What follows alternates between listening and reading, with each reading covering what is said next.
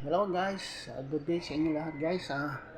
Pupunta lang tayo sa Alitagtag, sa bayan ng Alitagtag, dala natin ng ibig. Samahan nyo kayo guys sa dulo ng aking video. Shoutout sa inyo lahat. Samahan nyo sana gabayan tayo ng Panginoon Diyos sa maluwahating makabiyahe guys. Tara kahit medyo mainit guys, madidilim na tayo guys. Babay muna tayo. Pupunta naman tayo guys. Guys, pupunta na tayo guys. Ito na natin guys ang pinsan ko at sasabay daw. Pupunta tayo sa Alitagtag, samahan nyo hanggang sa dulo ng aking video. Salamat guys, hanggang sa initay ko lang naman ang pinsan. Wala pang tao. Yes, wala pang tao, dami marami tayo na stress pala mamimigay ng bigas. Yes, marami pang tao, wala. Bobo na din, marami mga alas 3 magsisimula. Maraming tao, pero marami ng tao.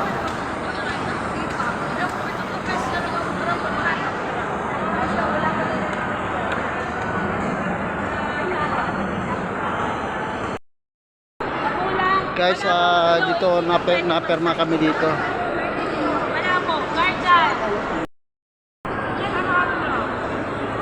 Maraming tao na magkiklaim ng mga bigas.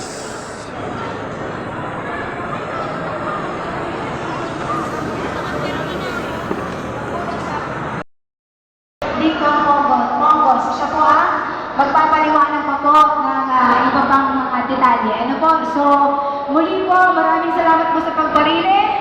At mamaya po, tayo po ay doon na ng distribution sa labas. Ano po? May konti lang pong ipapaliwanag din ng mayor dito.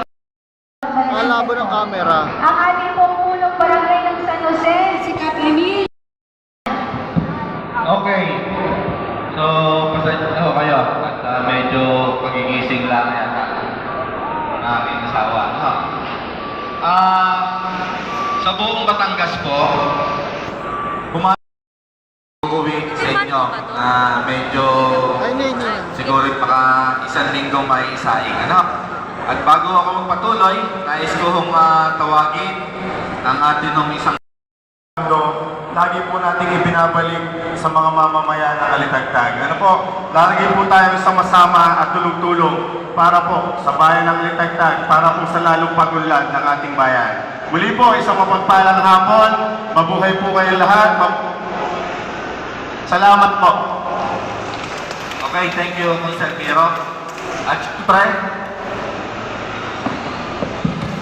syempre ngayon po naman ay bibigyan natin ang akin hong kaisa-isang may bahay, ang atin hong punong bayan, Mayor Joan Pongos.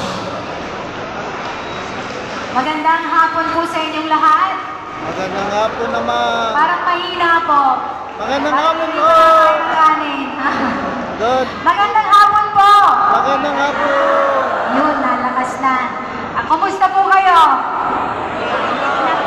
Binabanasgaw pa na yung paypay. Pero mamaya, mas babanasin kayo. Bakit po? Mabigat po ang inyong matatanggap na bigas. Ready na kayo? So, ito po ay handog po ng inyong pong pamahalaan. Ito po ay inyong mga katirahan. Kasi ito po ay buwis na kamakalawa. Kailan ba yun? Naggaling na po dito ang mga taga-Kapitolyo po. Ito po ay programa ni Pangulong Marcos na ibinababa po sa Kapitolyo. Yun pong pondo po o yung mga bibigyan po ni Governor Vilma Santos, yun po yung naganap ng isang araw. Marami po ang comment sa Facebook page, sana all. Kasi hindi na lahat.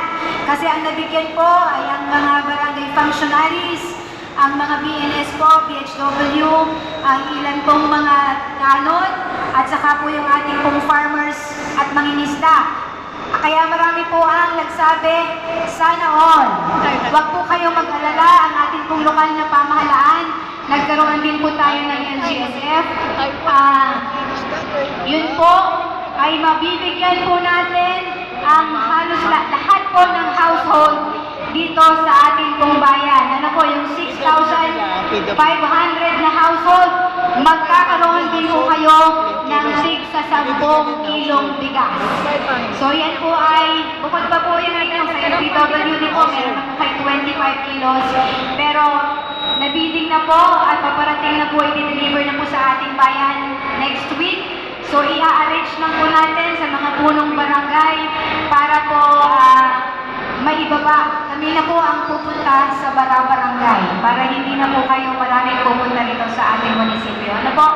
So marami pa rin po ang inaabang ang programa, pero ako po ngayong hapon ay mapalad kasi meron po ako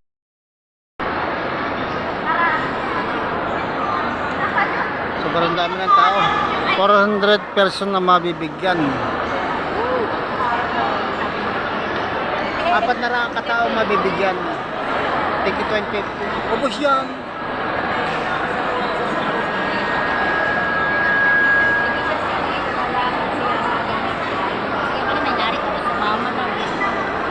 Taga Munlawin.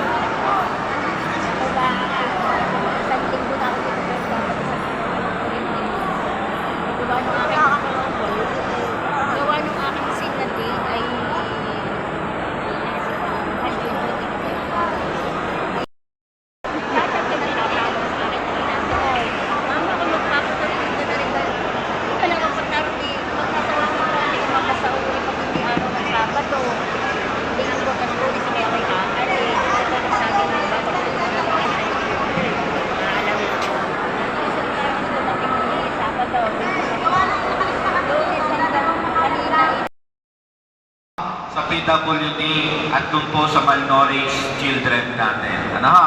Kayo po ay almost, ang mabibigyan po namin almost 1,600 families.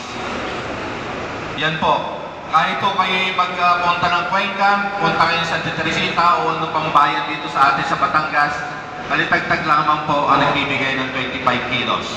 And the rest, ang iba po ay 10 kilos. Ang Kapitolyo po ay 10 kilos, ang iba pong bayan 10 kilos din. Pero kayo, bukod po sa 25 kilos, yung po nasabi ni Mayor, meron pa rin po kayong aasahan kung hindi po kayo pangsyonary, hindi po kayo PHW, BNS o kaya membro ng farmers o ng fisher folks, meron pa po kayong aasahan na 10 kilo kada buwan sa loob po ng 4 na buwan. Ibig sabihin, tatanggap pa po kayo ng tig sa 10 kilo buwan-buwan. Ano? 40 kilos po bale. Plus, ito pong 25 kilos. Ano? So, ibig sabihin, sa kahirapan ho ng buhay natin ngayon, ay siguro naman ay malaking bagay ang naitutulong ng ating pamahalaang bayan. Siguro po ay mararamdaman ninyo na ang ating pamahalaang bayan ay talaga pong dinadama yung ating krisis sa panahong ito. At ang amin pong gustong sabihin sa inyo, yung pong mga pinamimigay namin, yung pong mga senior dito, siguro po marami po dito nakatanggap ng 2,000. Naging senior sila, wala pang kahit 5 natatanggap sa gobyerno. Pero, nitong mga nagdaang araw, yung pong mga senior natin, nakatanggap po lahat ng tig to 2,000. Ano po? And yung pong ating mga tricycle driver, jeepney driver, nakatanggap din po sila ng fuel subsidy. Ano po? So, yung po mga pinimibigyan natin, pera, bigas, yan po ay katotohanan, ay pera din ninyo. Hindi po nyo dapat itanaw na utang na loob kay Mayor o sino pa mang opisyal dito sa ating pamahalaan. Bakit? Sapagkat hindi po galing sa bulsa ni Mayor.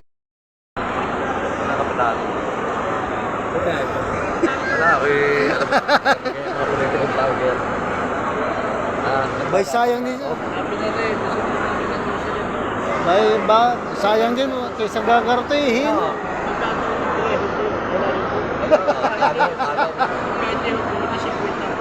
Ba, ayos din yun. Federicalo. Pinaluhay, kung ilan malala. Oo nga, madali. Pero matagal pa rin. Tuloy pa yung titirahan para mga check down. Titirahan pa. Habang nagawin dito. Parang titirahan pa. Titirahan pa, pasamantala lang mga check. Kaya pala kayo.